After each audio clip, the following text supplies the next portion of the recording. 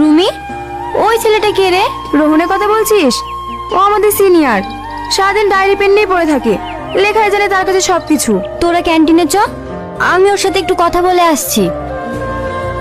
দেখিস কবির কবিতা শুনে যেন ওর প্রেমে পড়ে যাস না।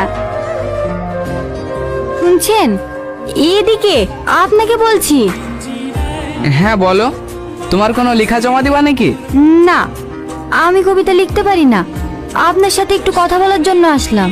ও, তুমি চাইলেই তো লিখতে পারবে। এই প্রকৃতিকে দেখো, এরাই তোমাকে বলে দেবে আমাদের জীবনে তাদের ভূমিকা কি। আপনি কি সবই এই ডায়েরিতে লিখে রাখেন? হ্যাঁ, মনে কোনো কথা ভেসে আসলে সব এই ডায়েরিতেই বন্দি করে রাখি। আপনার মনের কথা আমি পড়তে পারি না?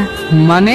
আপনার ডায়েরিটা একটু আমাকে দেবেন, যদি লেখাগুলো পড়ে আমি কিছু শিখতে পারি। ডায়েরি? হ্যাঁ, পড়ে কালকে আপনাকে দিয়ে দেবো।